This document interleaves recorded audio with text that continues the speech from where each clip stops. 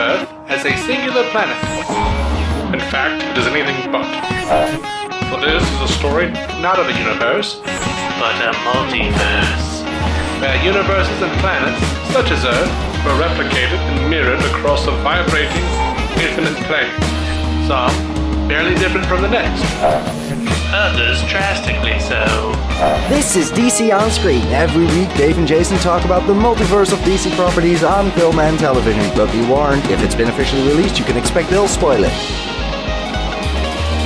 I think I'm ready, man. You all peed out? You good? I'm empty. You dry? I'm as dry as a desert tumbler. I don't know what those things are. The things that tumble in deserts. Tumbleweeds? There we go. Gotcha. Dry as a tumbleweed. I can't see a tumbleweed without thinking of Sam Elliott's voice. That's fair. Yeah. When I see a tumbleweed, I think of the first, like, those 2 seconds of Looney Tunes background just looping over and over again. Yeah. Oh, yeah, sure.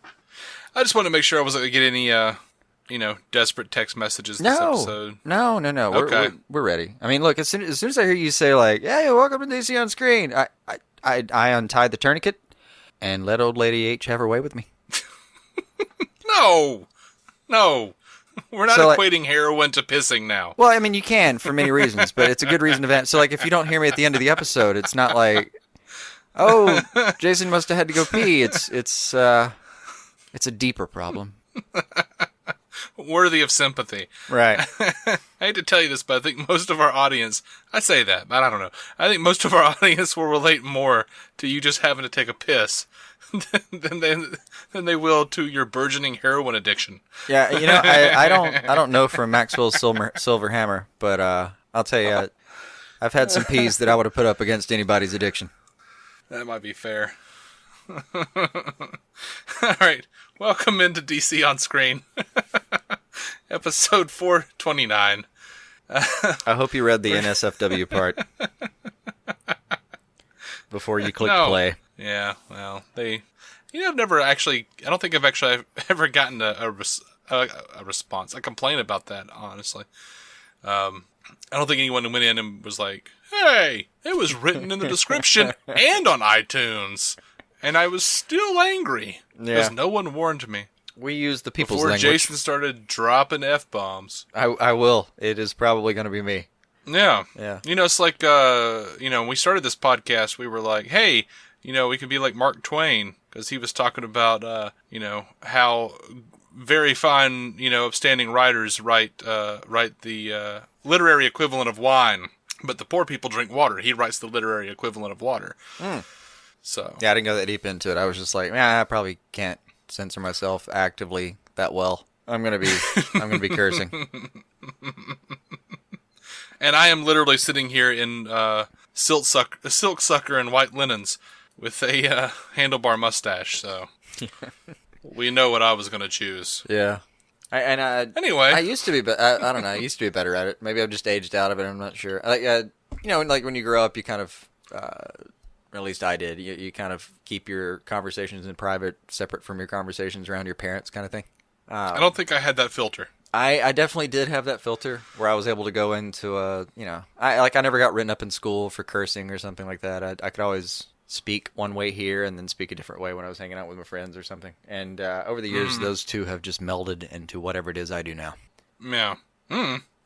So, in case you couldn't have guessed from this conversation, we're going to talk about DC stuff on film and television, as the intro stated. Yeah, I'm glad we finally got back to it. You want to start off? You want to actually get into this thing? Let's dig in, man. All right. So, we're going to talk about Justice League up front. Boxoffice.com is predicting that the 3-day opening weekend for Justice League is going to be about 150 million. It's going to pull in that much. And some people are going, that's too high. Some people are saying that's too low. That's, it sucks. Here are the stats, though.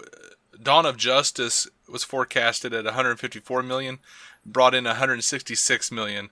Suicide Squad forecasted at 98 million and brought in 133 million. Wonder Woman was forecasted at 83, came in 101. So, it's probably going to do a little more than 150. Yeah. Especially since, they've kind of based on the shifted to comp. where Wonder Woman is... Well, Wonder Woman, they've now shifted it to Wonder Woman being up front in a lot of the ads and stuff, so... Which is probably the smart call. Yeah. Also, I don't know. I mean, if you'd ask me outright, what do you think it's going to make in opening weekend? I think 150 million's, man, that's a great guess. Yeah, it's not particularly, It's not too it's not like, lowballing it. Yeah, It's you're not really not. shitting on it. Yeah, you're not going to come out and say like, dude, it's going to make 30 million. It's going to be terrible, and you're not coming out and saying it's going to make 250 million in 2 days. It's in between. Yeah. I think a pretty good guess. I'm just going to go with 156 just in case. I feel like 156 million just in case I'm right, so it'll be fun. I feel like, a lot of people are going to spin this on the internet and be like, oh man, it's not going to make, I don't know, whatever, 200, 300 million, whatever the hell Avengers did opening weekend. Yeah. But like Warner Brothers is over here like cashing checks and going, I know, it's terrible. Oh, yeah. We're really hurting. Oh no. Yeah. Life is rough. Oh yeah. So a lot of people are freaking out over this. I don't know what to really take from it, except it is a thing that was stated. Yeah. Wired. Yeah, right. Wired was talking to Zack Snyder. They were talking to him really about his new movie Snow Steam Iron, which was released on Vero. And by the way, that's pretty awesome. It's a short film. It's like 5 minutes long. It's really cool. If you don't have Vero, you should download it just to watch it. I haven't seen much more that Vero was good for, except for looking at Clay Enos pictures. But there's this too now. So far. So. Yeah. But anyway, they were talking to him, and they asked if he was going to be involved in Justice League anymore, and Snyder says it would be unfair in a lot of ways to get involved again. He says, I'm at a place where I feel excited about it, and I'm happy for my guys, and I love these people that are working on it. And they're my family, and I think they're doing an amazing job, but I've kind of just let them do their thing. Which has an air of sadness to it. It sounds kind of like maybe that's not what he really wants, but, I don't know. Yeah. I mean, regardless of how he feels about it and whether he's got the, fear of missing out or whether he's just worried about his product and the integrity or something, still, I think it's the right decision. Even if he is worried or he has trepidation about it, you can't, put Joss Whedon, of all people, in charge and then just walk in at the last minute and say, so what's going on? Yeah. It's just not a productive way to go about things. Yeah. Now, BatmanNews.com has reported that they spoke to 3 people who attended the Justice League test screening, and those people loved it. They called it epic. One person said they didn't like BVS or Suicide Squad, but loved Justice League. I'm actually more concerned about whether they liked Wonder Woman. But it sounds like in that statement they took it as read that Wonder Woman was all right. Yeah. That's how I would read that statement. Yeah, maybe. Of course, it does look like a screening of some sort happened. And this was apparently an assembly cut, which is basically the first draft edit. Mm-hmm. Or maybe it might not be the first draft edit, it might be like the second or third edit. And someone else said, though, that they, a friend of a friend, this was on Twitter, they said a friend of a friend said that it was, it's fine. But no one's really given anything away because apparently they actually had to sign their lives away, according to Robert Mannion on Twitter. He says, we signed our lives away, promising not to discuss any details. Bragging that I saw it early is all you'll get out of me. Good. I don't want to know anything. I just want to walk into the theater and see it. So I don't like all these people hinting about things before because they've seen a screener of something that, let's face it, it's a screener. May or may not actually be there when the time comes. Yeah. Now, there's a rumor that's been apparently confirmed. But again, this is rough drafts. Who knows? It might be put back in. Lex Luthor has apparently been cut, as has Kiersey Clemmons, who seemed to be really happy about her role. We reported on it when she told Model magazine. It was Model Este magazine. It was my first time doing something so extravagant like that. We filmed in London, and that's one of my favorite places. I know the parts that I did introducing Iris are effing sick. I can't wait to see the movie. I'm so happy that I've been introduced to this genre because I didn't really have any type of desire to be a part of any superhero world. And then I stepped on set of Justice League and I was like, holy shit, alright. But it looks like it might not be in there anymore. So, I don't know. Poor thing. She got Batgirled. Yeah, that'd be suck. That'd be suck? What is wrong with me? That wasn't a sentence. It probably is. I mean, I think you can use suck that way these days. No, I mean, if I use it that way, I have to say, like, you know, something like, dat am te suck, you know, like the internet people. Yeah. Where they, you know, it's become a meme to misspell the. Oh, yeah, okay, yeah. Now, do you think if you actually use that sentence in with no irony whatsoever, you do have to completely abandon the Oxford comma just in principle? Right. Which I will not do. Well, I'll do it because, you know, on a hot summer day, I could stand the breeze from, you know, J.R. Tolkien spinning in his grave. I can't do it. That comma's supposed to be there, man. All right. I've tried to see it from someone else's point of view, and I just can't. Anyway, go ahead. No, I agree. I was just making a joke that you didn't laugh at. Over to Shazam. No, I was still mourning I was actually deeply mourning the situation. It's okay. I'll take another drink of wine. Good.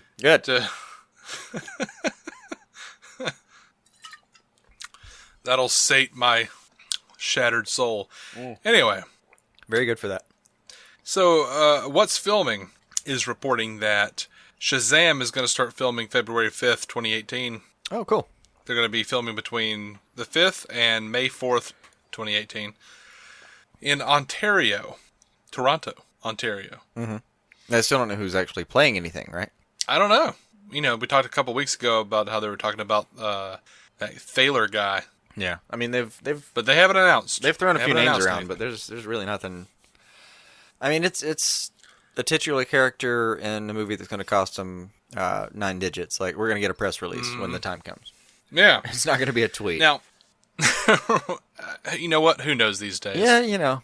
It will also be tweeted, but WB still puts out press releases, so. Yeah. So, you know, PonySmasher, Sandberg, the guy that's directing Shazam, he's been putting out, his account is PonySmasher on Instagram. He's been putting out all the pictures of his Coke Zero cans and action figures and wild shit on the walls, like short films where he's shooting a rocket launcher on Tony the Tiger's back. Just it's really ridiculous, silly stuff.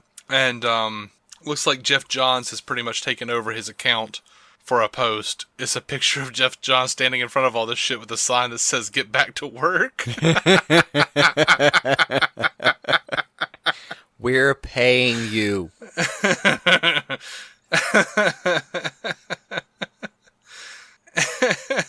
They're doing great work on that account. Yeah. With our new format, I was just like, okay, we're gonna stop going into Instagram accounts, and then like Sandberg comes in and like just starts just killing it. It has been funny stuff coming out of him. Well, this is weird. Oh, here we go. I did a stupid thing in my notes, and I got confused. Over to Wonder Woman 2. Patty Jenkins was talking to Toronto's Sun, said she gave a little hint as to what might be coming down the pike for Diana. She says, I'm sorry, what? I'm excited for her to come to America and become the Wonder Woman we are all familiar with from having grown up around her as an American superhero. I'd like to bring her a little farther along into the future and have a fun, exciting storyline that is its own thing. Wonder Woman 1 is so much about her becoming the person she is. I can't wait to spring forward with who she is and have another great standalone superhero film. And a lot of people are freaking out, going like, oh man, they're going to skip over like all the past, and they didn't really explain what happened between like, you know, the first Wonder Woman and BVS. She's saying I'd like to bring her a little farther along into the future.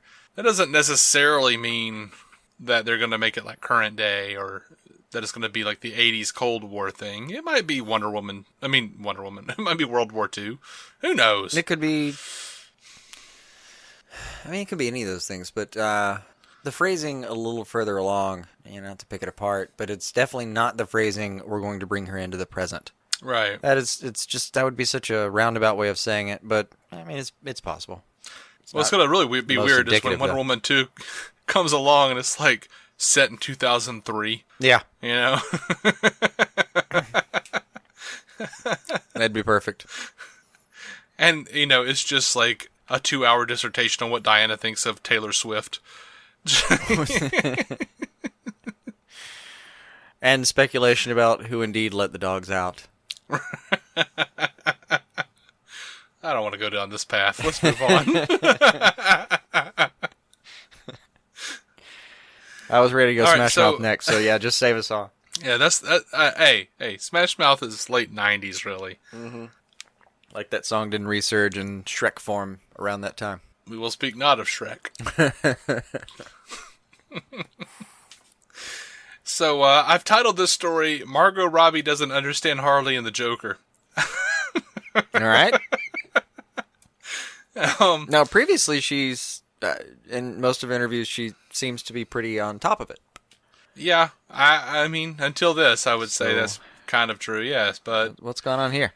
she was being interviewed, and they asked her about the Joker Harley movie, and she said, their love story has to end in flames. It has to. It just wouldn't be right. I'm personally a sucker for a love story in any iteration. I think people enjoy seeing two characters who, in Harley and Joker's case, would die for one another. It's kind of romantic in a messed up way. First of all, in Suicide Squad, if we're just going by the material we've seen, Joker has already said dying for him is too easy. Would she live for him? That's nitpicking, though. Importantly, though, That's the the thing characters that have you always say before it's time to die for you. right.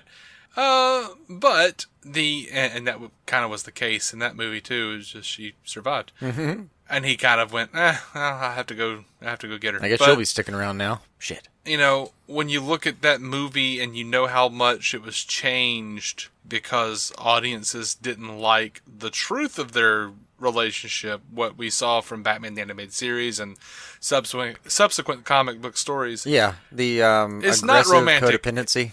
Yeah, it's not romantic. It's an abusive, sick relationship. Of course, you know, Margot Robbie, it's fine. You know what? I mean, that's how I see the relationship. That's how I've always seen the relationship because I was there when Harley was created. I mean, not literally there, but I was watching it first run. And the fact that so many of these people have coerced and pulled from Harley and Joker into making them some sort of morose, you know, Burton-esque love story, or, you know, even as they love to talk about how it's like Natural Born Killers kind of love story, which is kind of horse shit. Yeah. Whatever, man. If that's what the fan base has to clamor to, I guess whatever. And the real life story of the Natural Born Killers guys, or couple, was, I mean, in ways a little worse than the origin story of Harley and Joker. I mean, Harley's Well, never been whatever, purported to guys. be 14, for instance. Yeah. Do you know what, guys? If you want to see them as some kind of romantic couple, I guess that's on you. But they're not. Is sick. Well, I don't know. That's kind of why they've moved Harley away from the Joker in the comics. Yeah, the times have moved on past that being something that we could glorify or wanted to really validate. At this point, when you see your friend in a relationship like that, you kind of think, man, I mean, like, I know y'all are happy like a lot of the time until you want to kill each other, and then you're really happy again, but this isn't healthy, you know? You know what? That's the thing. Like, I know, like, teenagers and college students personally know these people who will look at their friend in a true Joker Harley situation where someone is abusive. You know, their friend is the victim of this abusive piece of shit, and That's a good They age go, to like- find someone in that relationship, yeah. yeah, and they go, "Hey, you have to get out of this. I love you. I don't want you hurt." But these are the same people who will say that and then turn around and, you know, post their OTP pictures of Joker and Harley on Tumblr. And I'm like, no, not one true pairing. They're awful. You are dealing with this in your real life with your friend. How What is do you wrong not with see you? the connection? But whatever, guys. Yeah, I understand. I'm trying hard to really abide by the Grant Morrison "It's all valid." We've mentioned that a few times in the last few weeks, and I'm trying real hard. You're trying to stay in there. I get it. It also though, just to take the word romantic, it's kind of a bastardized word. Like romantic now means flowers and chocolates and all that nonsense. But it, when you think about like romantic literature or romantic music, it just kind of means like a figurative representation of a real thing. Kind of, it's a little different. So in that sense, I can still give it the romance angle, where like it is somebody's representation of a hot and cold relationship taken to its most absurd conclusion, where like half the time we're pointing guns at each other, and half the time it's they don't go into it unless you're looking at fanfic, but half the time I'm sure it's fantastic makeup sex or something. Mm-hmm. And then they're back to being crazy with each other and just the well, like you said, the OTP. But like I understand some people romanticizing that romance, but yeah, it has its issues, and they're all rather large. Like it's based on, and actually, that was one of my favorite parts of the Suicide Squad leading up to the movie was everyone used the word codependency over and over again. Yeah, and then all of that was effectively cut out of the film. I know it was a shame. Because test screenings didn't like it. Yeah, and that was a weird situation where audiences. I didn't know if it was because people just didn't want to deal with that at all. Like if they just thought we don't care, it's a codependent relationship, we're not interested, or if they weren't willing to kind of accept that the actors, like the players, that's what they were into, and you just got to roll with it and go with their story. I don't know where that disconnected exactly, but it did not make it. And a lot of people were not willing. That's the funniest part to me is like it's Harley Quinn took over Batman Day this year, right? Yeah, that's what I've read.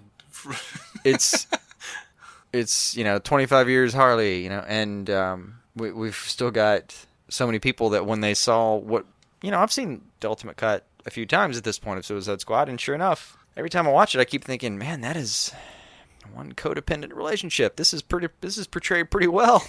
Yeah. It's like abusive with hints of Stockholm syndrome. Mm-hmm. There's just a shit ton of gaslighting happening. I can't help but wonder like how much more was in there though. Oh, I know. The supposed movie's worth of extra Leto scenes. The legendary Ayer cut. Yeah. I don't know how far that went on. But the isn't real. I don't know. The extra 13 minutes in Suicide Squad's extended edition was. It was probably 7 or 8 minutes worth of just Joker and Harley, and when you watch all of that together, it's the movie at that point is a good 15 plus minutes of really well portrayed codependency. So yeah, I don't know. The public was not ready. Really, all I'm saying is, kids, stop saying relationship goals in relation to these people. They're not good characters. They're good characters, but they're not good characters. They're not good role models. No. This is why the divorce rate is so high. It's because people are attaching Joker and Harley onto relationship goals. Yeah, that's probably it. I don't know who to blame, but I want to blame Hot Topic. I don't want to stop you. I want to say like maybe make Spencer's a co-defendant. That's fair. And just who is buying all of those Bob Marley smoking weed blacklight posters? Here's the thing about that. Here's the funniest part about that to me. If you ever found one of those posters, by the time you left that room, you were too high to remember that poster. So once they leave the store, they vanish. From your lips to God's ears, buddy. No one will ever know where they came from again. It's like, all right, we got one. It's a white guy with dreads. And then the moment you walk into that room, the secondary alone is enough that you forget like an entire term of college, and then just turn around and go, I don't know what happened. Yeah, I'm hungry and I feel pretty peaceful, but I'm not sure what happened with the last 36 hours of my life. Yeah. Hours later, they find you just curled up in a corner with half of a mall bagel in your mouth or mall pretzel, with a donut on deck. I was following the guy, and I saw a lot of colors, and woke up here. Yeah. Anyway. All I know is I'm eating a donut and humming Buffalo Soldier. That's what that's all I know right now. That's all I need in life. I stopped having fun with this riff, and then you brought it back around. We should. I think we've been here for a minute. We should move on in general. Yeah. Anyway, so there was a YouTube channel that did like a little Batman Day project, and they were doing an interview with Jay Nelson and Mark Hamill, and someone on Twitter responded to it with, "You guys did an amazing job. I think Jared Leto should see it too." And Mark Hamill responded to this person and said, "Like all great actors, Jared Leto made the part his own. #respect." I agree. I don't want to hound on it because we've definitely mentioned it several times, but I keep telling people like it or hate it, he didn't redo any versions of it. Yeah. I mean, I wasn't the biggest fan of it, but I don't know. Get off Leto's back, dude. I mean, he walked Hamill, up against a lot of great actors and did his take. So you got to give him that minimally. I mean, if you hate every syllable that spilled from those gold-plated teeth, you still got to be like, well, he tried. He tried a different thing. Look, man, if I was an actor and a legitimate actor, and I had the frame and the look to pull it off, and they wanted me to play the Joker, I gotta admit, I'd just be doing Hamill. Yeah. That's my Joker, though. Right. That's not to say that if I was directing or casting, I wouldn't choose somebody else. And I wouldn't want to see what their take was before I told them to do Hamill. Right. You'd pigeonhole yourself, though, but you'd ask somebody else, like, no, let's see what you've got. Yeah, I'd be like, hey, Alan Tudyk, I want to see what you would do as the Joker. Yeah. And then, he would do that, and I'm like, that's awesome. Can you do it a little more Hamill? Yeah. I know you've got it in you. I've seen Death at a Funeral.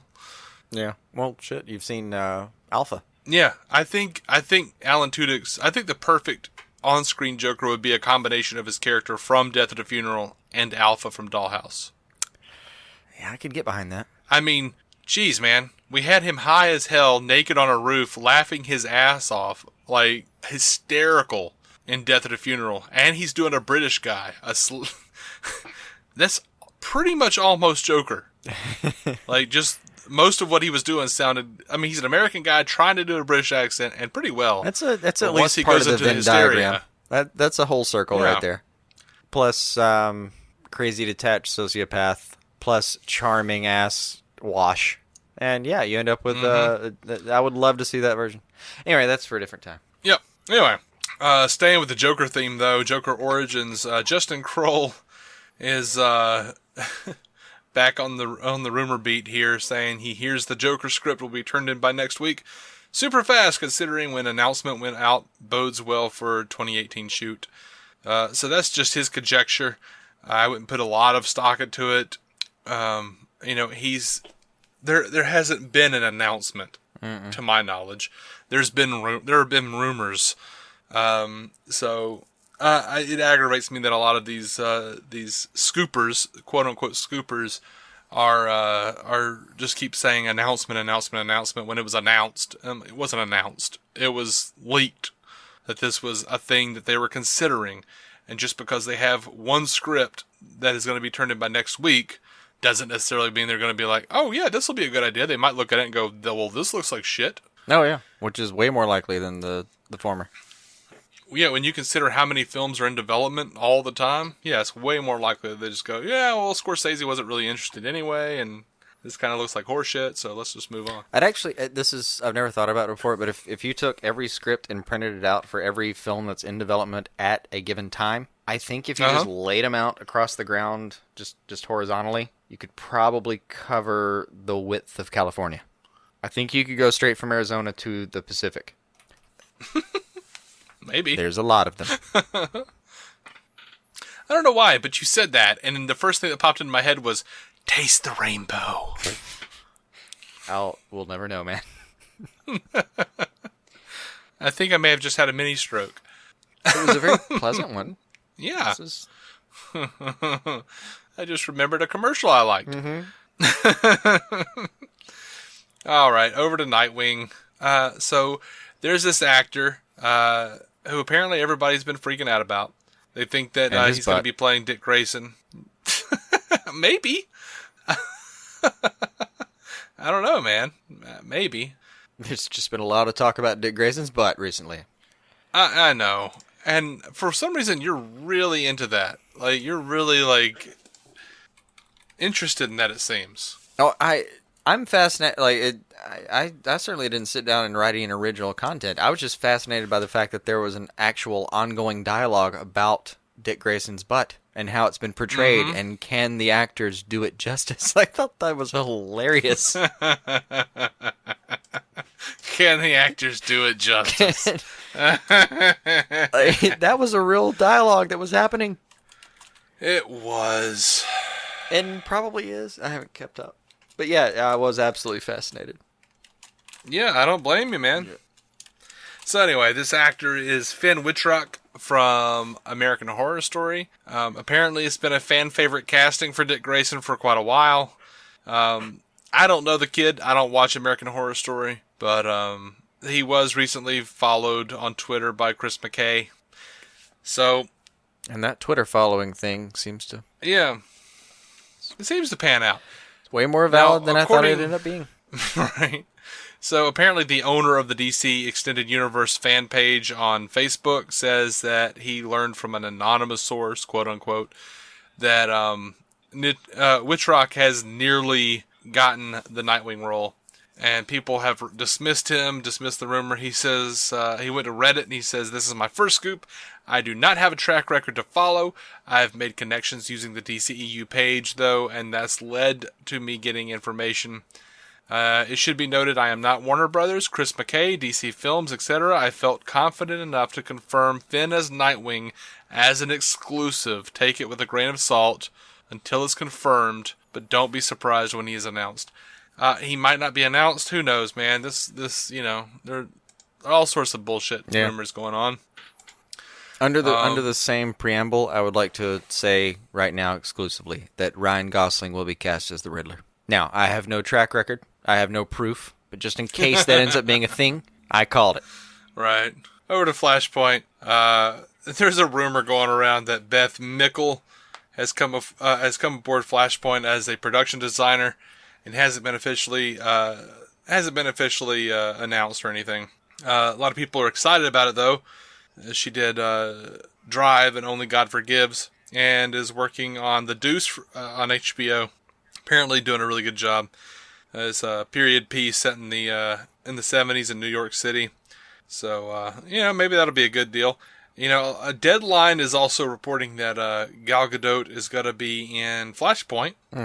And people are freaking out about that, but I was pretty sure that they're just going off of a previous report by Forbes, and I think that just comes from an assumption based on the graphic novel. But whatever. Again, nothing has been confirmed. Sure. So you saw this Wonder Woman Honest trailer, did you? I did. That was pretty phenomenal. That was great. I mean that not all of the jokes were fair, but they made me laugh. Yeah, some of them were, but that's true. That could almost be the blurb for Honest Trailers. Not all the jokes are fair, but they made me laugh. I did laugh from the studio known for confusing length with depth, complexity with intelligence, and self-absorbed downers with heroism. Yeah, that was good. DCEU pulls off its greatest success yet by not doing any of those things. Oh, and the best is she's kicking through that watchtower. And they've superimposed the DVDs of those 3 films being kicked by her. Right. God, that was good. And there's a point in the middle where he says the island of Themyscira. He just goes through several variations the island of Xena, the warrior princesses. Yeah, visit Xena, Warrior Island. Warrior Island, there we go. I liked Patty Jenkins bravely asks the question, what if a female superhero movie was an absolute garbage from beginning to end? Complete with Catwoman drinking the milk. Oh, God, that was bad. This vindicated my own opinions about the movie and made me laugh. In a film grounded by 2 complex leads, cringe at 2 villains pulled from a different, much campier movie that seems to forget the Germans in World War I were not the Nazis. Yeah. Oh, and then and seriously expects us to buy this human milk thistle as the god of war. That was really good. Oh, One of my favorites was the what was it? The Chris off.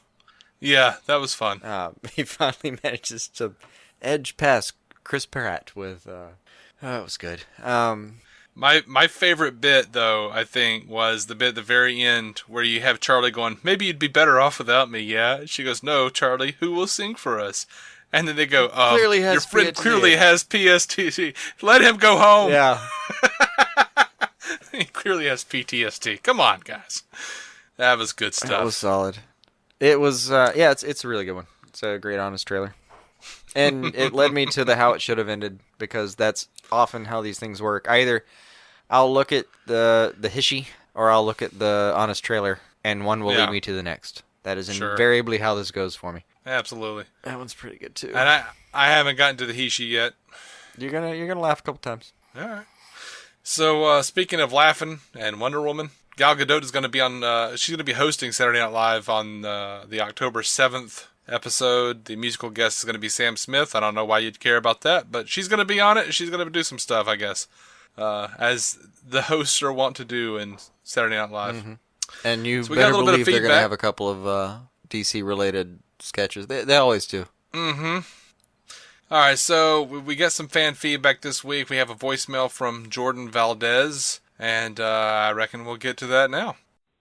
Hey, David and Jason, this is Jordan Valdez. As I said before, I'm way behind on a lot of my podcasts, so I finally just got to the episode where you read my review and talked about sort of what my thoughts on The Dark Knight Rises.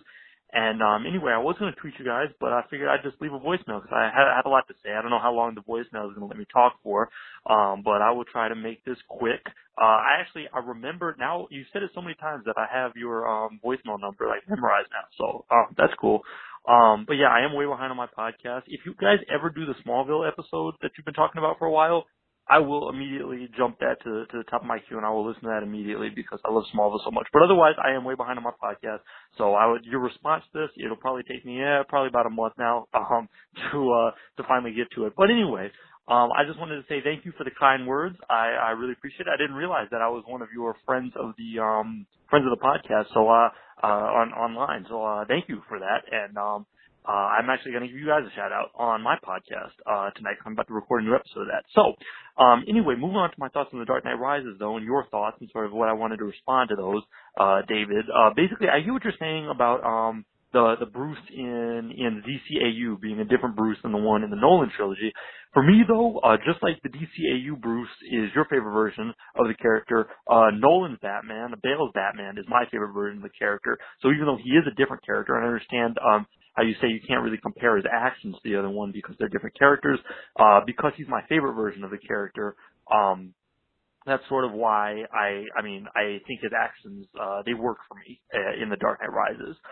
Anyway, last thing I wanted to wrap up with was that I love the Witter Women, so I've been hearing these people say that they want the Witter Women not to be played anymore.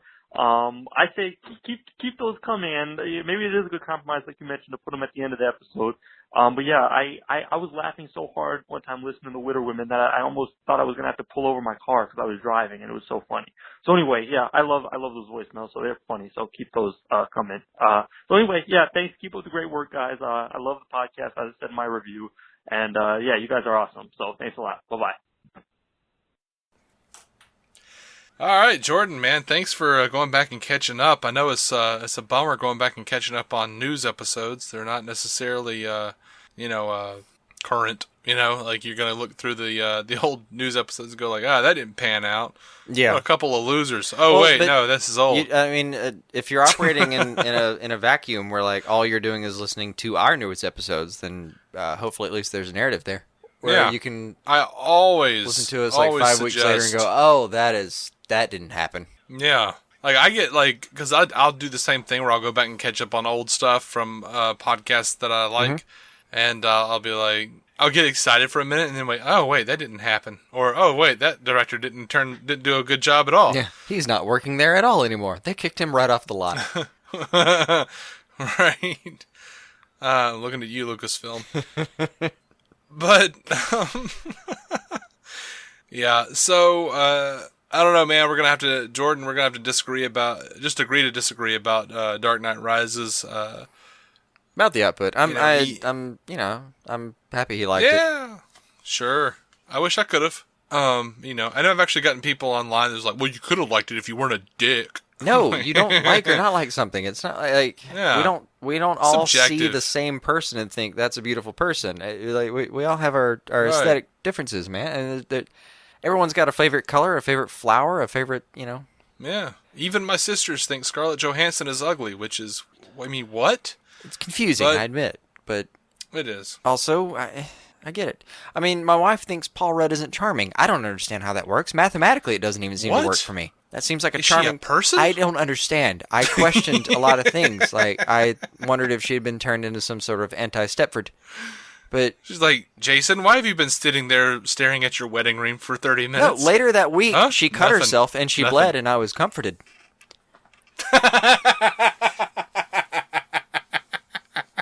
I didn't feel like I needed to, cut her myself to make sure.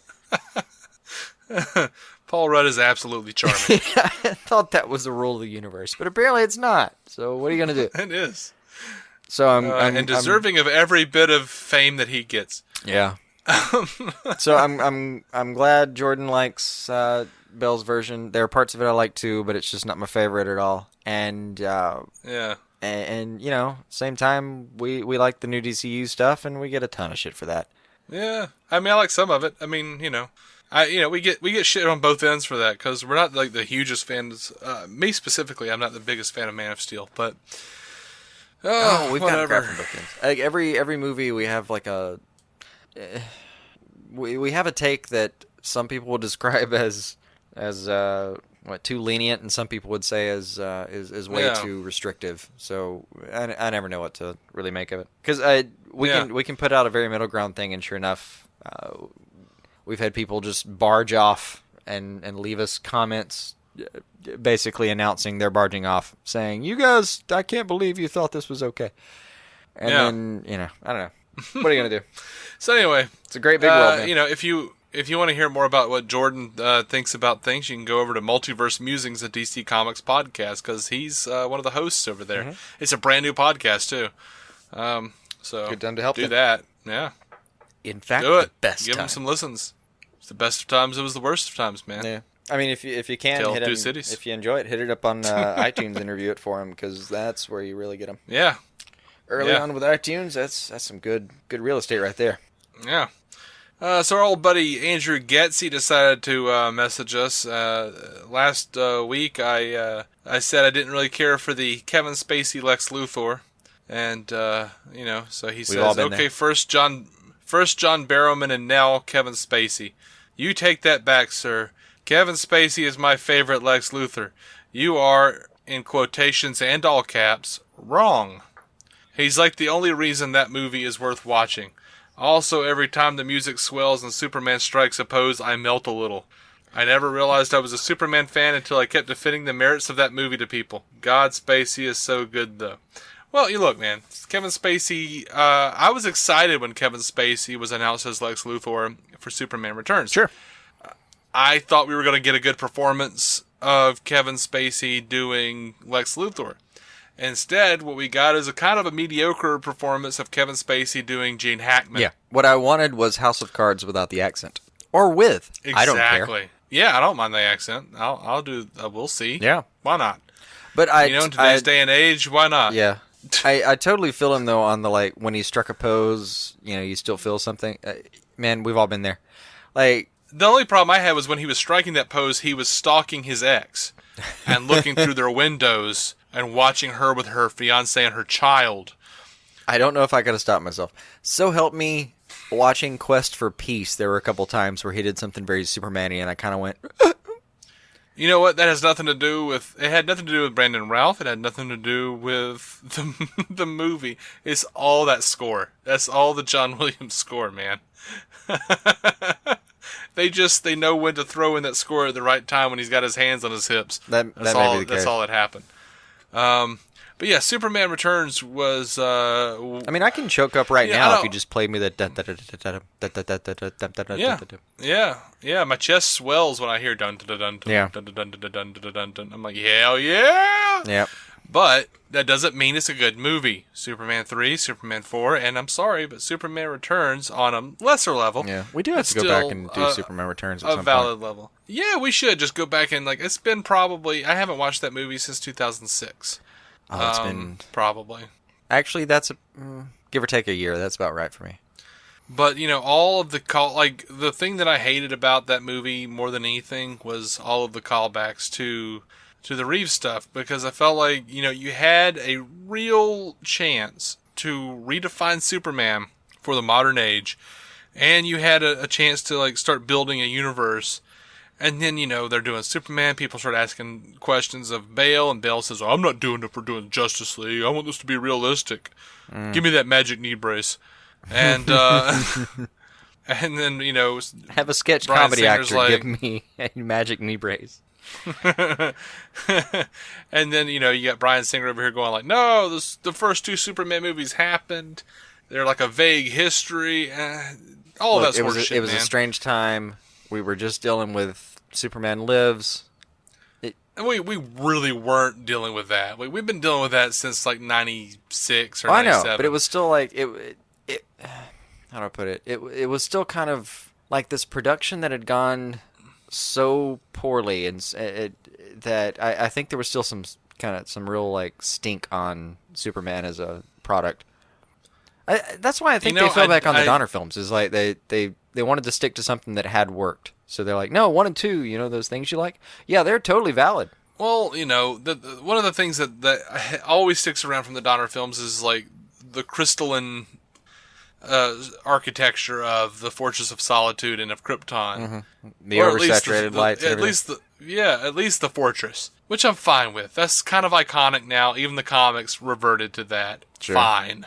What we didn't need was CGI recreated. I thought Smallville did a great job with kind of recreating the feel of that.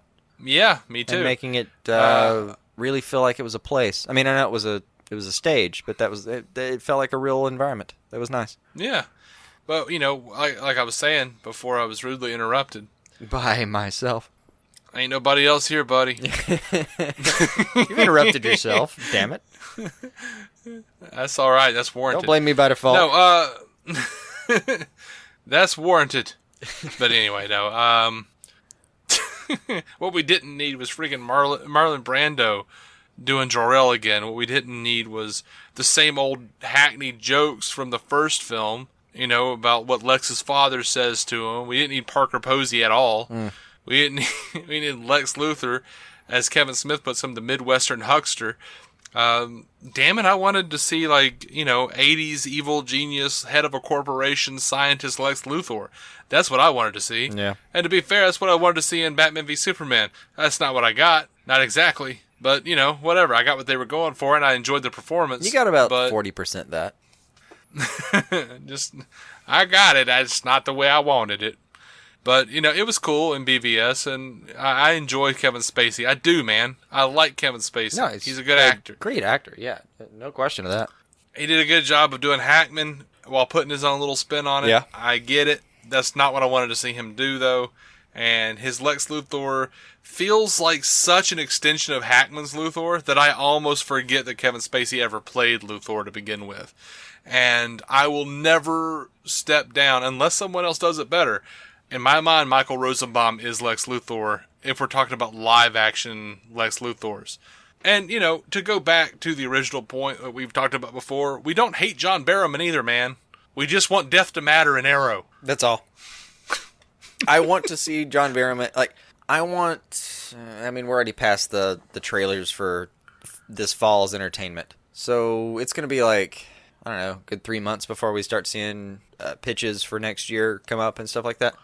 But I want the next thing I see to be a John Barrowman product in general. Like I even said, like, we've got a new Doctor coming on Doctor Who, and I really hope she has some connection to, you know, Captain. I really Sure. I want him in as many things as possible. And his tenure on Arrow was mostly good, like 65% good, 70% good.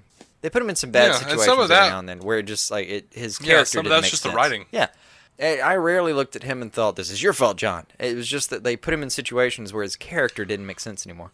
But the next time I see him, I'll be happy. The time after that, I'll be happy, and so on. I just don't want him on this show anymore because death has to matter. Yep. Moving on, Randall Smith writes us an email, says, "Hi guys, I just watched the Etta Candy bonus scene from Wonder Woman and want to see more. I won't spoil it for you, but it would be a worthwhile web series that comic fans could enjoy while general movie audiences can focus on the core stories." I agree. Yeah, I do too. That was fun. Randall, I agree. I hope they veer, if they did do it, I would want them to veer away from like the current advertisements that they're doing, where she's just they're just relying really heavily on her jokey mannerisms and stuff, and I would want that to be there, but also just lessened, less saturated with quirky Lucy Davis humor.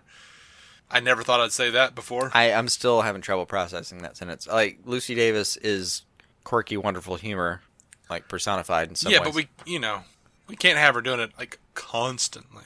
I think we can. I've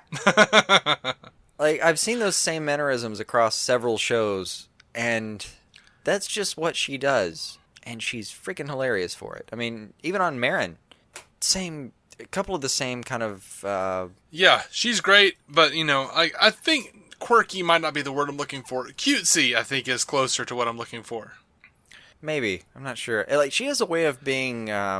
It's so wonderfully British, where... oh, God. It's like the way she extends a syllable sometimes, where she'll say, like, well, and like, extend it way too far, where it puts an uncomfortable pause in a place that would normally be an uncomfortable silence, but it's just her feeling it. Mm-hmm. I do kind of love.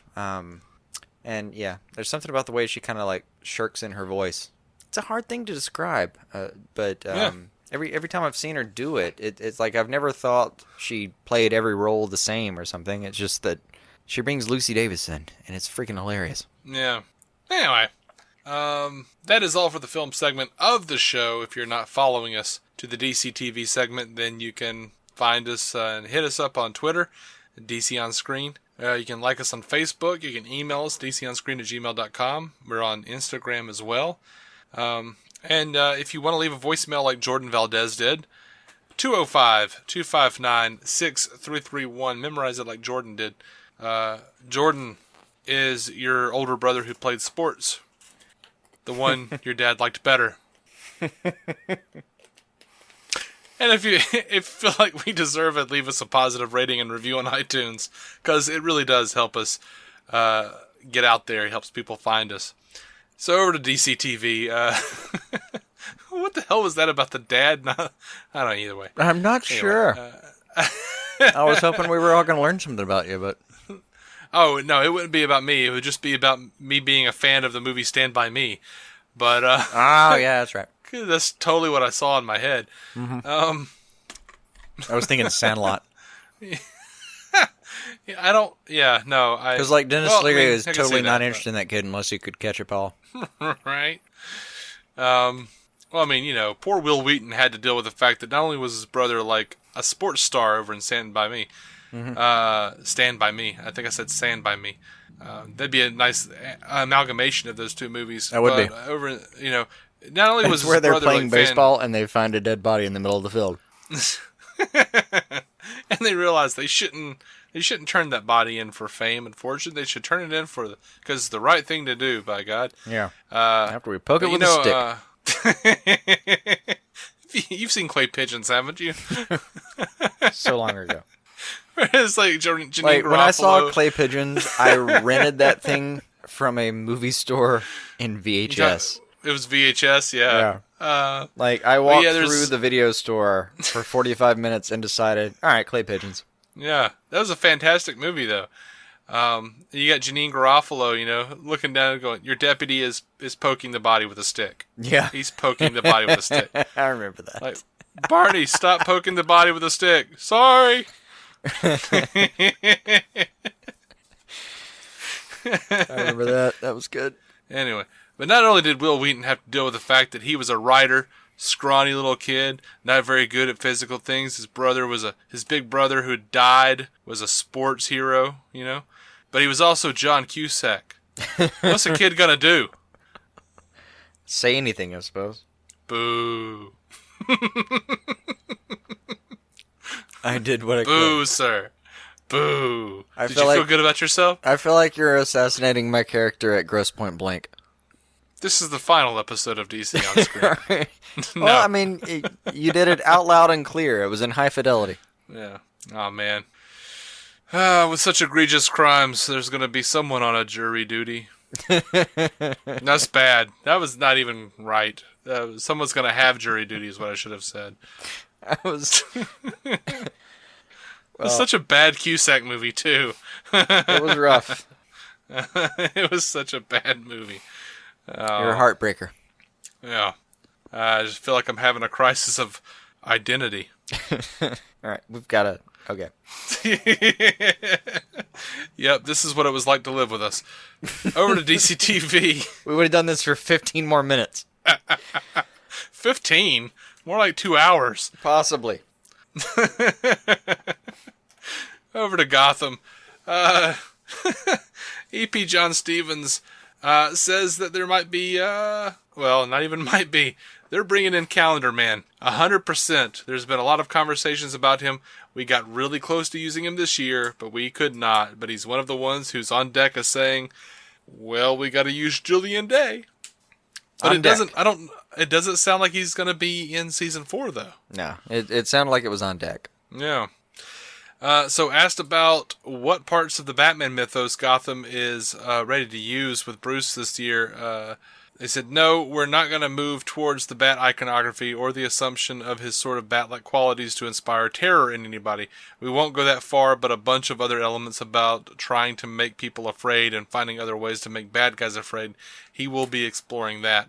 Which, you know, one of the cool things about this is, you know, this kid has got to be 16 by now, right? He sure If looks. the show lasts 2 more seasons, he can do Batman. We can do Batman. Yeah.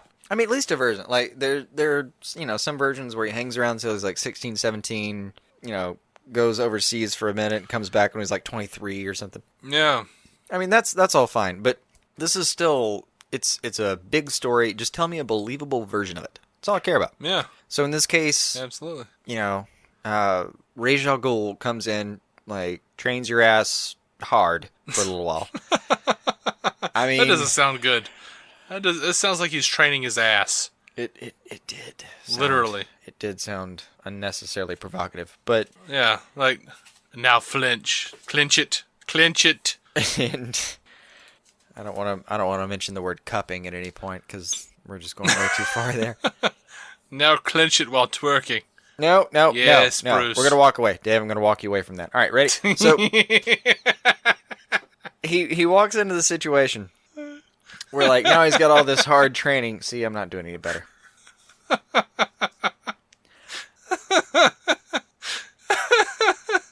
I'll just drop all that and go to the whole. Right. Yeah, he's got the short version of the lesson. No. And we No, can don't move say on. that. There's not an out. We've gone down this road. I'm just gonna do my best. Cross my fingers.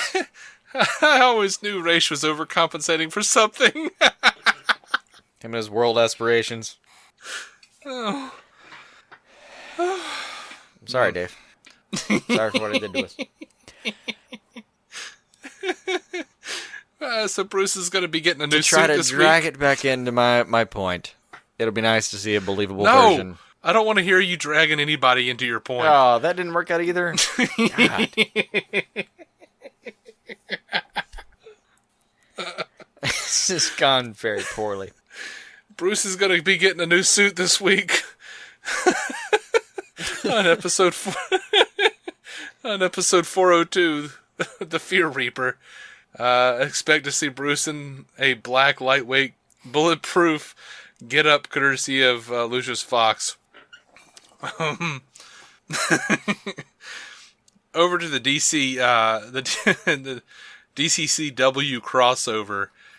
We've gotten a lot of information about that this week. It's pretty cool. Crisis on Earth X. It's going to air Monday, November 27th and Tuesday, November 28th, with Arrow airing after Supergirl on Monday before going back to his Thursday time slot. We have new crossover art from Phil Jiminez. who has created an homage cover for the crossover. He said of the opportunity, "Some of the first DC comics I ever read were those insane crossovers with a dozen characters from alternate Earths and dimensions, the kind of stuff I later became known for. So when CW asked me to do an homage cover inspired by those amazing team-up covers, I couldn't resist. The chance to draw all of the CW's DC superheroes in one crazy action sequence was insanely fun and exciting. And Romulo Fajardo's colors brought everything to life." I probably screwed up that name. I'm sure we screwed up all those as usual. But yeah, that piece of art looks fantastic. Mm-hmm. And according to the official synopsis, with all of the heroes in town to celebrate Barry and Iris's wedding, I wanted to sound surprised even though we reported on that last week. Yeah, I know. Villains from Earth X crash the festivities with a deadly agenda. Now we just kind of have both pieces of the puzzle now with that sentence. Because there had been some teasing going back a month and some change. Oh, there might be a wedding. Who knows? There might be bells in the air. And then, yeah, it's a wedding and we're totally going to fuck it up. Yeah.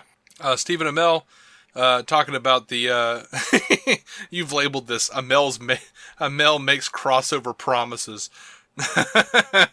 That's how I feel good about that. Yeah. Stephen Amell says, technically, it goes Supergirl, Arrow, Flash, and Legends.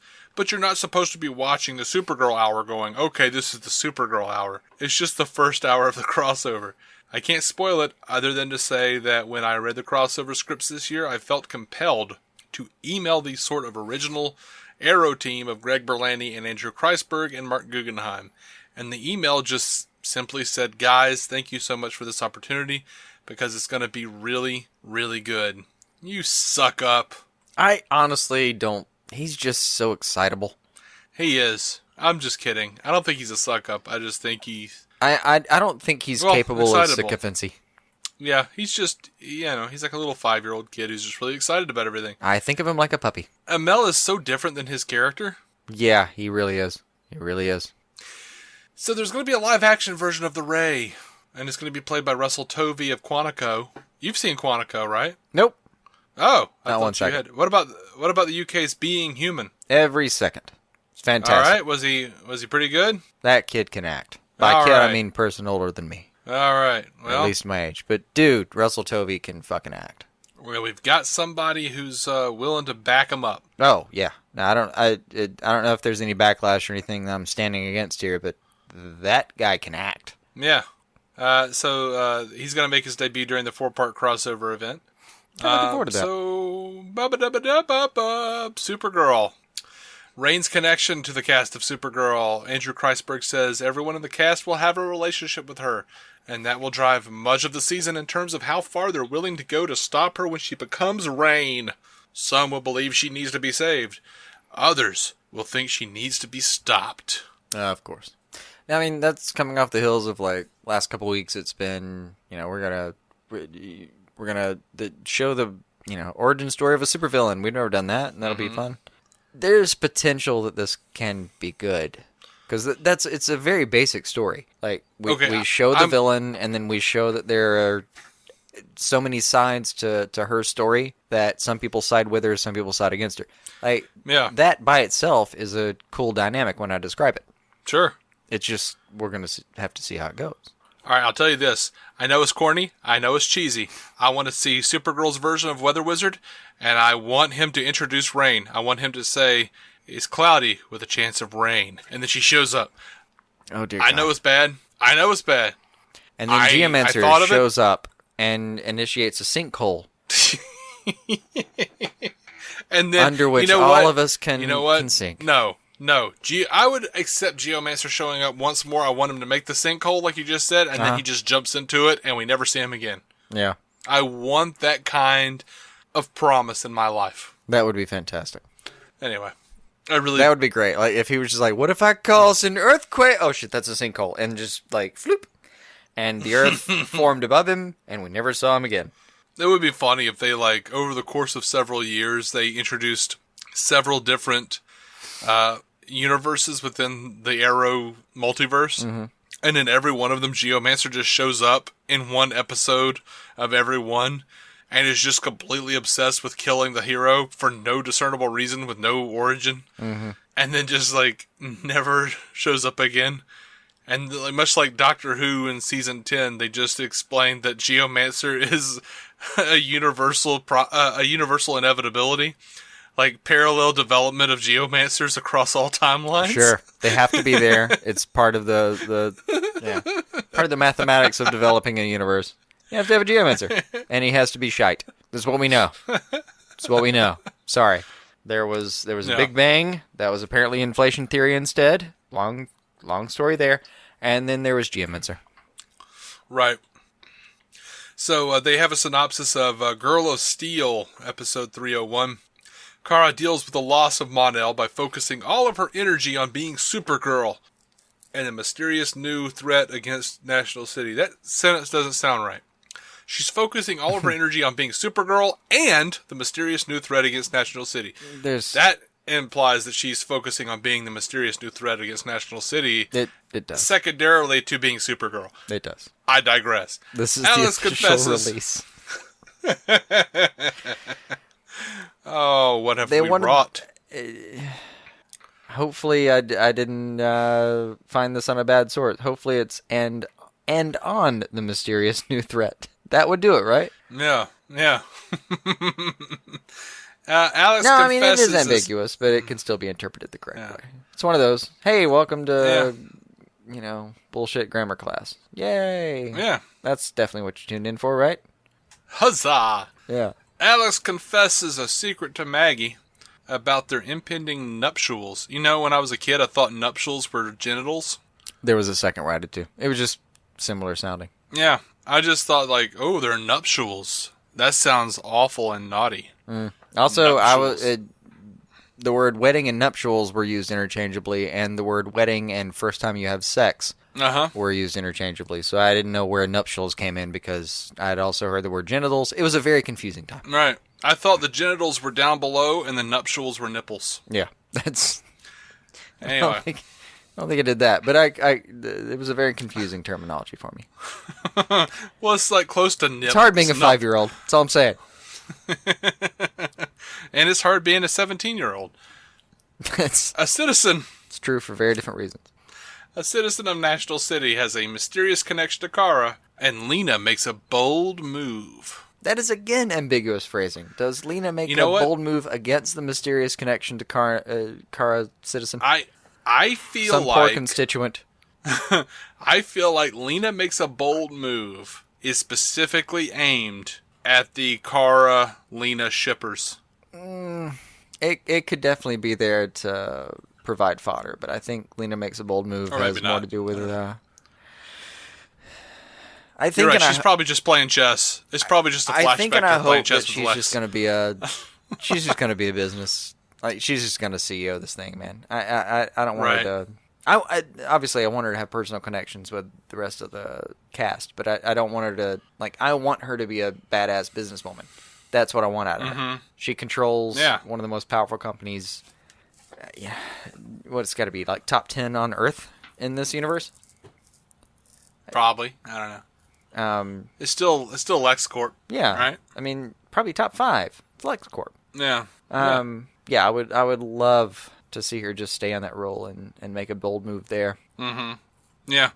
I like the actress. I like Katie McGrath. She's growing on me. I like her inclusion in the series. I like her a lot more than Maxwell Lord.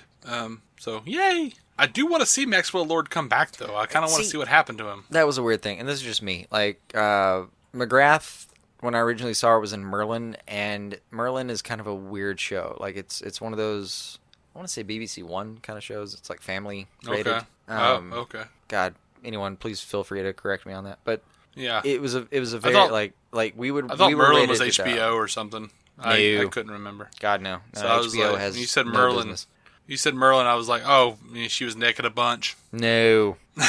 Because every time I hear about someone being on HBO, I was like, oh, you've seen their so stuff. So you've seen everything. The Patrick Stewart. Yeah. No, this was everything. more like she was playing. Oh God, what's her name? Help me out. I've never seen Merlin. I wouldn't know. It's Arthur's sister. I don't This is remember one of those Arthur having a things that, sister.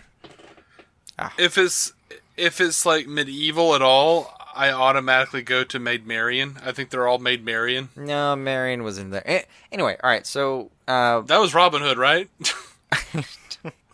I think those two are connected. It's a very big time. And it's actually getting more confabulated to me now because, like, my wife is watching Once Upon a Time, which is just anything that Disney owns is now fair game. So it's getting very confusing for me. No. Anyway, so yeah, McGrath played like a girl on Merlin that was just they gave her a lot of bad choices, and she did this one smile that kept like annoying me over because I saw it too many times over the course. It was like this smile that said, "I know something that you don't." Like you were telling the audience that you knew something. Mm-hmm. And after a while, it just got so frustrating because they kept using it. Like they kept putting her in a position in a situation. I think I was going to say situation. They kept putting her in a situation where that was what she was conveying to the audience, and it just got so frustrating and boring that every other character in that show didn't know that thing. That I grew to not enjoy this actress. Not you know what? fault. If I ever do a TV show, if I ever made a TV show and a character knew a bunch of secrets, when the other person walks out of the room and then like the character that knows the secret faces the camera, instead of them giving that little like stupid smile like they do that denotes that they know something, I wanted to make it like real world where they just kind of like laugh quietly like and excitedly and like pump their fists and be like, "This is gonna be awesome." Because that's what people do when they have a secret. They're like, yeah, like quietly to themselves, like, because they're really excited that they know this awful thing that the other person doesn't know. Because people are weird and petty and really excited about shit like that. I know, but all right, two things. One, Morgana. I had to look it up, and that's what came out. Okay. And I'm only annoyed because Morgana's a DC character that we should all know about. Yeah, you know. I think Morgana transcends. Yeah, it's been around. Yeah, no, it's definitely. Anyway, to your Just point, like there's got to be a Merlin in every universe. Yeah. But that's the whole point of playing poker is that everyone has that excited face, and the idea of poker is that you're supposed to take that face and punch it right in its face. And you know, I've seen people wear sunglasses and a hoodie and put their head down when they had a hand they were trying to hide. I just didn't get that out of that. Yeah. You know, it's one of those things that happens on like nighttime soaps, even daytime soaps, where like somebody knows something, they got to give that little like coy smile, like to the camera, and I'm like, nobody does that in real life. People pump their fists and they like whisper squeal. Yeah, it did, and it really was. I know the beat. It's a thing where you say X person is on camera at whatever mid level, short level, whatever, and mid or close, and just. Oh, they have a knowing smile, and just I got so bored with it. But anyway. Or if you're like me and my girlfriend, you just kind of dance and quietly go, "I have a secret. I have a secret." That is a really bad way to keep a secret. Yeah, I know. That's why we gotta wait until everyone's gone. Yeah. They don't know. Yeah.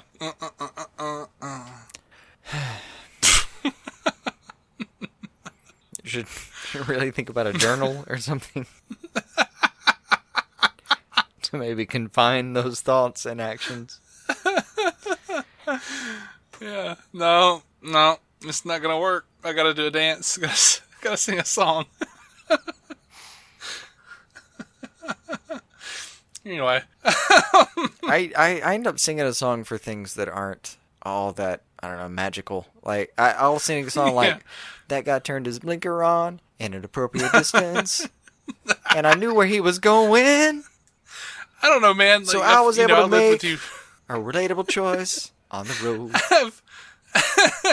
I've lived with you, so like I know, like I'd be at the computer and I hear you in the kitchen going like, "I'm gonna cook the steak. It's gonna be delicious." Not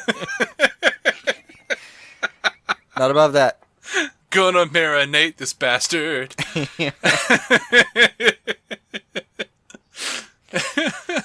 That has happened many times. So Randy on Twitter sent this to us. Randy SF45 on Twitter says, "Are we finally getting the Legion?" Well, sir, it looks like it, because Amy Jackson, a British actress who is apparently pretty established as a Bollywood star, has been cast as Imra Ardeen, a.k.a. Saturn Girl, on Supergirl. Well, that's fantastic. We got a Saturn Girl, man. That is absolutely fantastic. Yeah. I'm excited. That's the first real proof that that ring was meant to do anything but tease us. Yeah.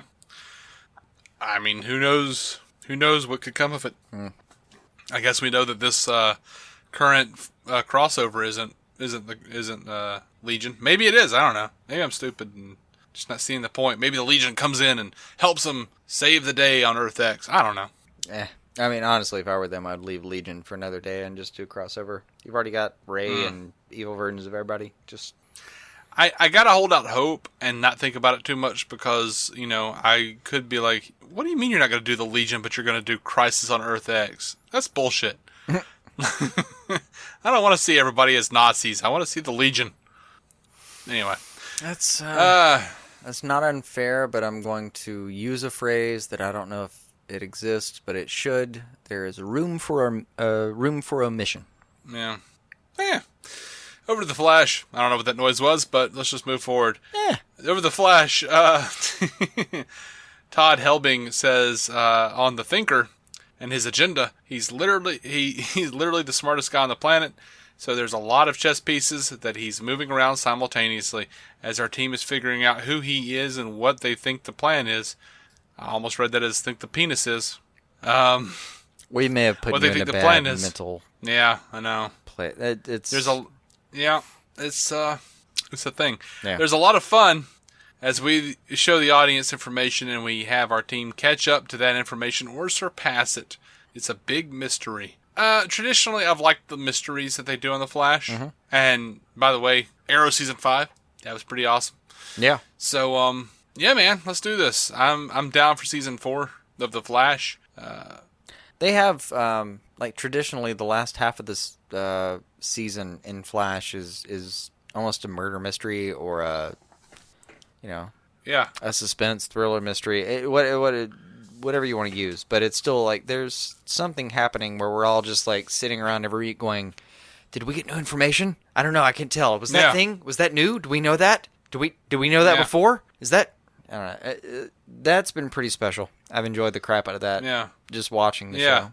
And you know what's weird is like over the summer, I kind of always go like, these CW shows are shit. They're not very good, you know. And then like when I'm watching them, I'm like on the edge of my seat and biting my nails. Yeah.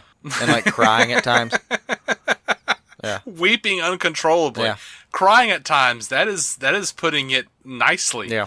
That is making me seem like a person as opposed to a, lump of sobbing goo. Yeah. No, I'm pretty sure we've mentioned this several times, but like when we're doing the episode reviews, or when we were doing them, the episode by episode reviews, there'd be moments where like I would have to pause because I couldn't see what I was writing because of tears. Yeah, but very rarely was that on like Legends of Tomorrow, you know? It's happened like twice where Legends is actually showing me up. And I think, if you go back and listen, which, I would never say you have to do.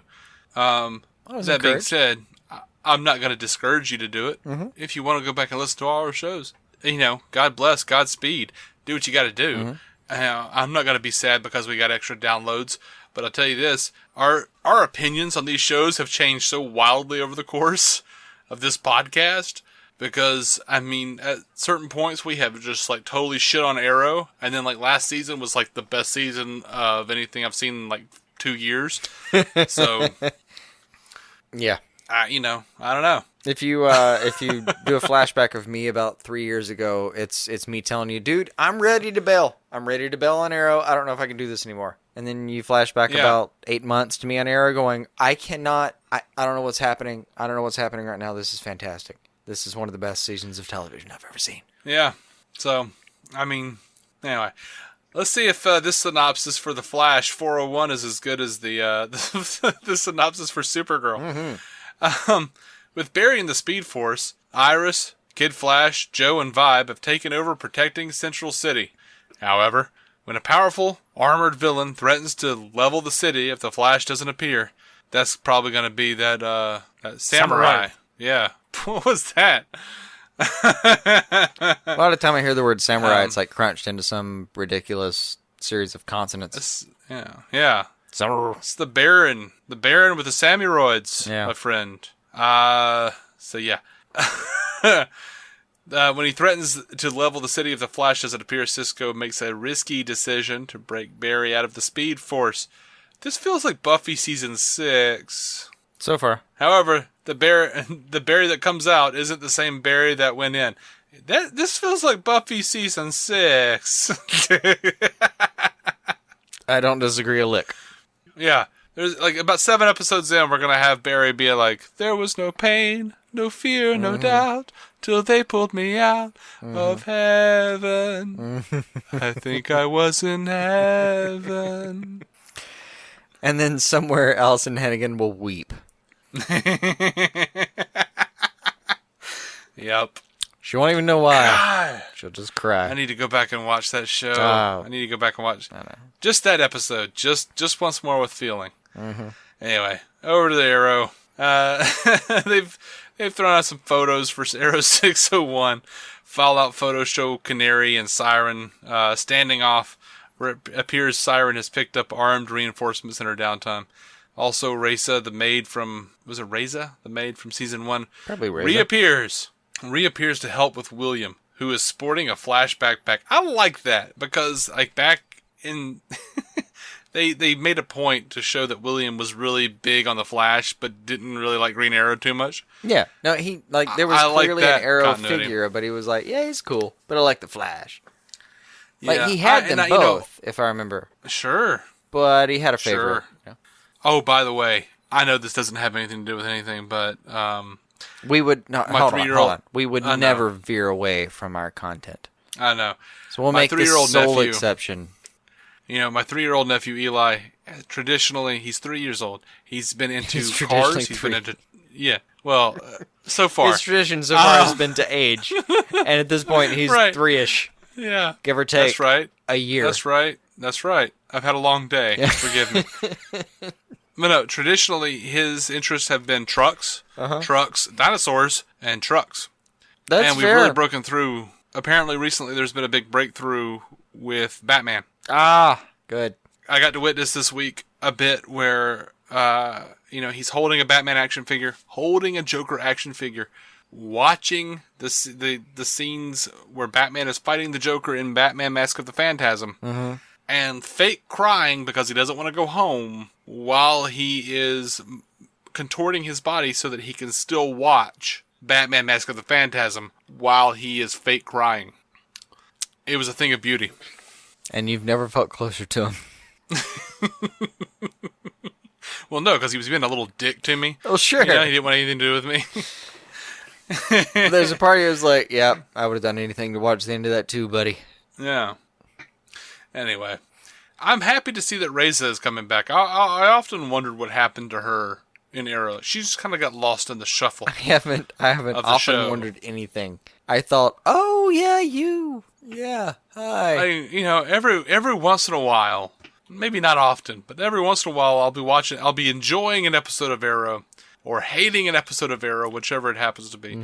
And I'll be sitting there and I'll kind of think of whatever happened to that, whatever happened to Reza, whatever happened to her, wasn't she an important figure in all these development? Didn't she practically raise him because Moira was off, having sex and being dishonest, and Robert was off having sex and being dishonest?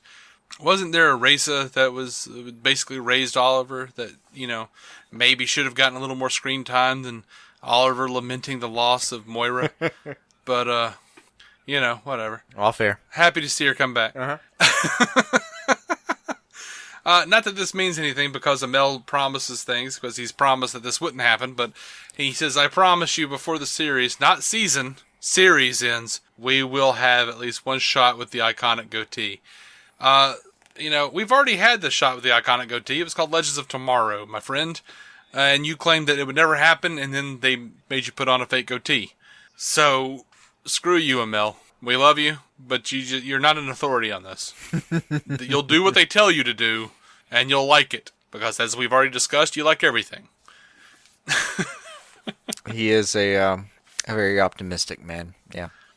I like to think that, if Stephen Amell ever listened to this show, he'd be like, you know what, you guys are dicks, but come in for a hug. Come on. There are probably shows way worse than ours that I think he would do that with. I just think he's that inclusive a person. Right. And but I feel like it would be one of those things where, like, I would hug Stephen Amell, and then I'd be like, in my inner monologue, I'd be like, why do you smell like doo-doo and cloves? I don't know why. Why, man? You know? It's like, you know, I've met a couple of famous people, and they all smelled kind of bad. Oh. You know, like every time I met somebody, I'm like, oh, cool, Christian Kane. And I'm like, you smell like old coffee and feet. Yeah, but that's weird. He'd been in a car for like 8 hours when you met him. No, he'd been in a hotel room for like 8 hours when I met him. Oh, well, that may be worse. Yeah.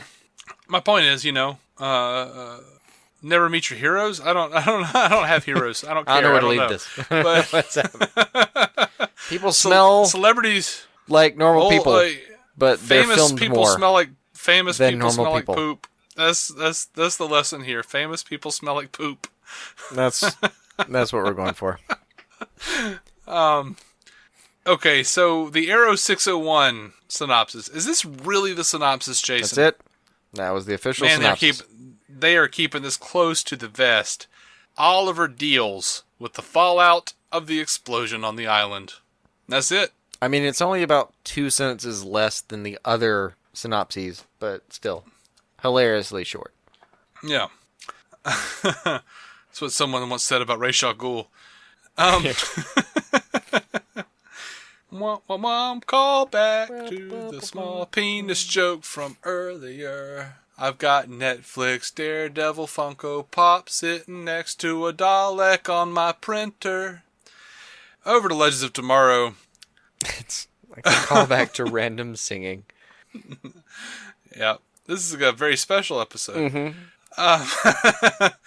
All right, so on the topic of Rip's relationship with the Legends, in Season 3, Arthur Darvill says, there's a thing that he discovers which is very important to him, and he feels like, at times, he can sort out his own, and then also realizes he needs to call on the Legends in order to help him.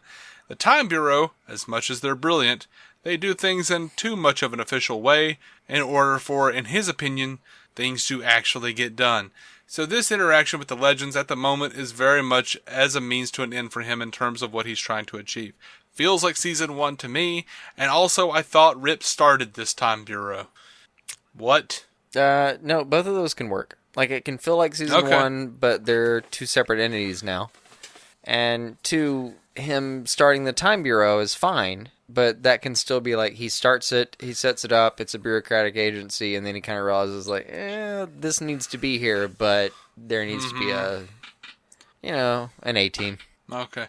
You know what would be cool is if it felt like that time before they announced Legends of Tomorrow and we didn't know that it was a thing. Mm-hmm. It's time to put this show behind us is what I'm saying. And even though we'll cover it, we'll watch it because we're completists. God help us. The 301 Aruba synopsis for Legends of Tomorrow. When the Legends realize that they broke the timeline, Rip Hunter arrives with this new organization, the Time Bureau, to relieve them of duty. The Legends are thrilled to get a chance to put the team back together, but a new threat arises when Rory spots Julius Caesar in Aruba. Alright. Mm-hmm. Sarah, Nate, and Ray devise a plan to steal the Wave Rider back from the Time Bureau in order to try and stop Julius Caesar from conquering the modern world. I don't even want to comment on it. You know what? I will. I want to see Julius Caesar try to conquer the modern world because I want to see like a millennial pull out a gun and shoot him in the head. That's what I want to see. You want the Indiana Jones Guess scene. what? We don't need a team to stop this from happening. Yeah. This guy couldn't figure out that his best friend was a piece of shit.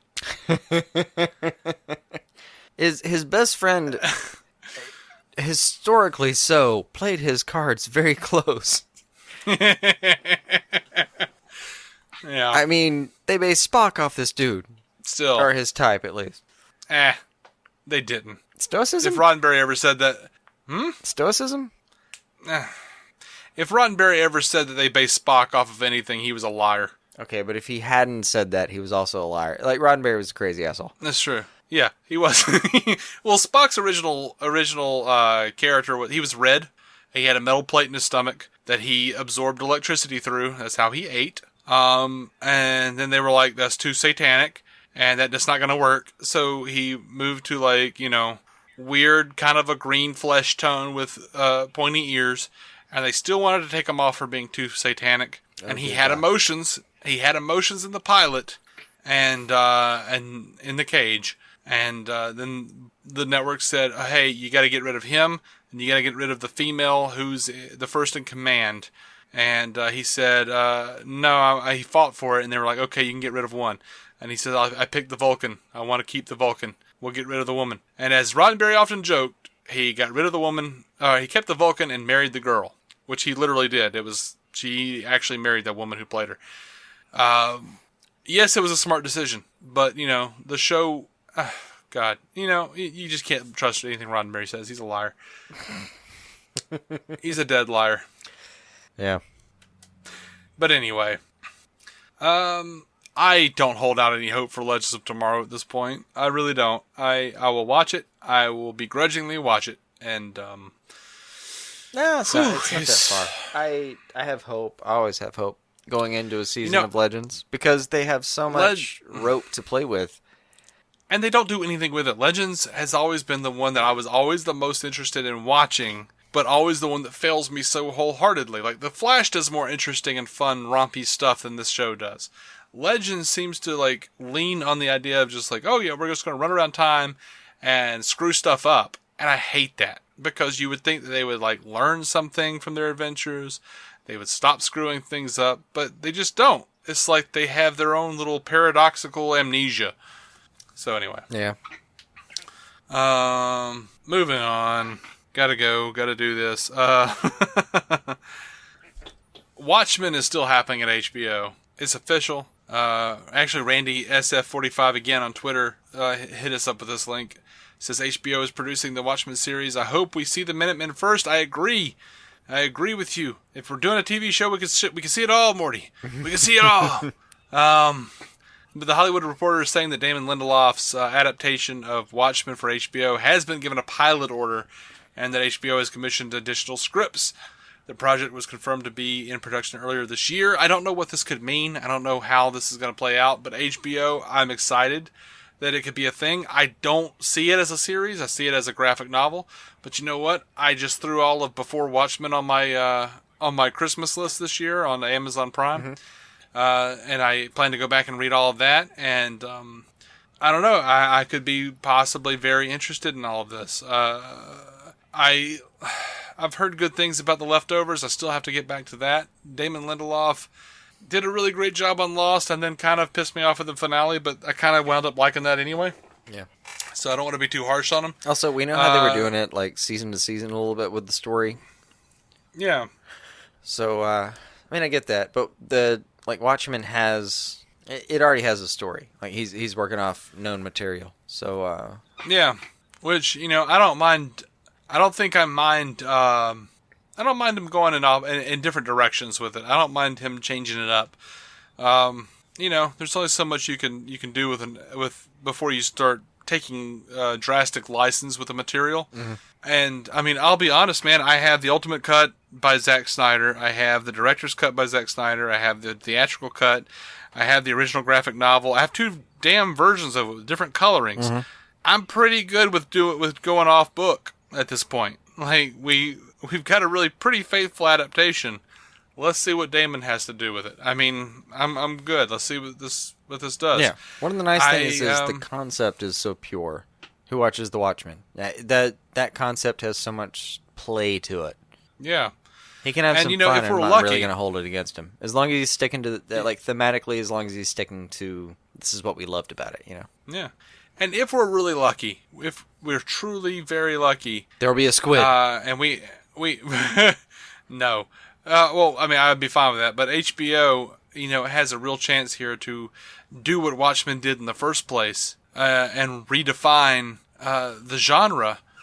And honestly, I mean, we have so many TV shows now, so many superhero TV shows. I think they really do have that potential to go in and not only do, like, I don't want to see necessarily a strict adaptation of the book Watchmen. Now I kind of want to see their take on current superhero entertainment. A lot like Zack Snyder's Watchmen, showcased. They changed Ozymandias to represent the 90s superhero. Like, he had the nipples on the costume and everything. Mm-hmm. I would like to see HBO, kind of do their commentary on the CW shows, on the Marvel shows. That's just my thoughts on it. I think that would be kind of interesting. Adapt it for a new generation and redefine it once again. That's fair. I'm sure Alan Moore is angry somewhere, but who the hell cares? What isn't he angry about, right? Oh, God, I know. So... No, I think Preacher did something like what you're talking about, where it kind of took... it's a mixture of new issues and old values. Yeah. Through the prism of, like, the Preacher character and that that subset of characters. Well, I guess I should specify the superhero genre, not necessarily just comics, but... Yeah, but the idea of kind of like, running it through a present prism, Yeah. I mean, the Preacher comic really just redefined comic books in a lot of ways anyway. Sure. But yeah, I still haven't gotten to Preacher. I want to, but I haven't gotten to it yet. Oh, you're going to be pretty happy. So that's the end of our news. We got a little bit of more feedback. Randy, again, third time this episode. Jeez, dude. Hey, bud. We love you. You're welcome back. Randy at SF45 over on Twitter says last night's Gotham was the best premiere yet for the series. I didn't put it on the Gotham episode. I forgot about it. I'm sorry. I'm a piece of crap. I think we wound up squarely around that point, around that idea, didn't we? Yeah, just about. I think I actually said pretty much that at some point. That I thought that was... Yeah. My point was that they've started off in some really, supernatural... kind of starting grounds a couple times, and it was a very grounded, very believable, lots of fun kind of premiere this time. Mm-hmm. Except for the whole thing of, Edward being an ice and all that. But, yeah. Yeah, I mean, that's not a real thing. Oh, the crime licenses were dumb. But, yeah. Only two things that were, like, really ridiculous. Even then, the licenses were way less dumb than, like, Reanimation. Yeah. Good job, Gotham. You scaled it back. I almost don't want to shit on him. I was really excited by the premiere here. I enjoyed the crap out of it. I really did. Like, kind of looking forward to episode 2 and so on. Yeah. Episode 3, I assume, will follow that. I mean, look, if anyone's taking Gotham as anything more than a modern Batman 66, I don't know where your head's at, but I enjoy it for what it is. It's just modern gruesome camp. Is what it is. Grit camp. Is that a term? Can I coin that term? Grit camp? Maybe, but it doesn't necessarily involve camp all the time. It's like modern, I don't know. Modern, doesn't it though? Playful grit with some camp. Yeah. Anyway, that's all we got for this episode, y'all. Y'all. I said y'all. Isn't that weird? Mm-hmm. Not unprecedented. Right on back. I guess not. Just had a shiver down my spine. Mm-hmm. Made a rat run over my grave. Tell you that much. So anyway, it really does help us if you guys go and leave us a good review on iTunes. You can on Stitcher as well if you're using a desktop. But we tweet at DC On Screen. You can like us on Facebook. We're on Instagram, DC On Screen. We are on Tumblr now. Have I mentioned that? We're on Tumblr. Don't think so. Isn't that weird? But we're on Tumblr. Why not? And you can email us at dconscreen@gmail.com.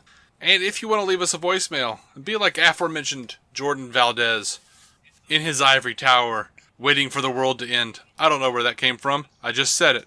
It was in my head. But if you want to be like Jordan, 205-259-6331. Leave us a voicemail. Let us know, what we're getting wrong or what we're getting right, or I don't know. What we're getting. What we've done got. That sounds weird. We are DC On Screen. Good place to leave it.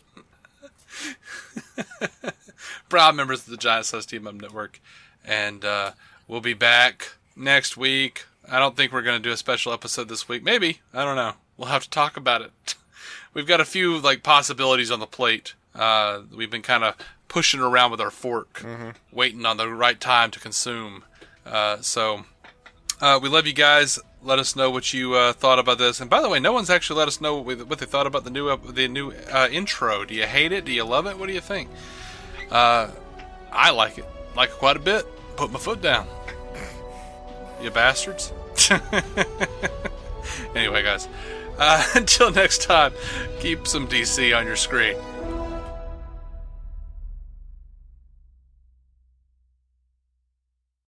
Ooh, water.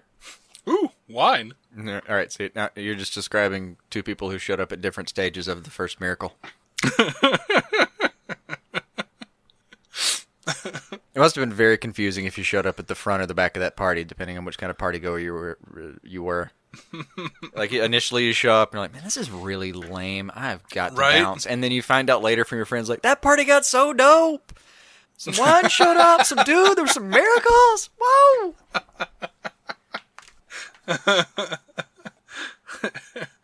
He was multiplying fish and breads.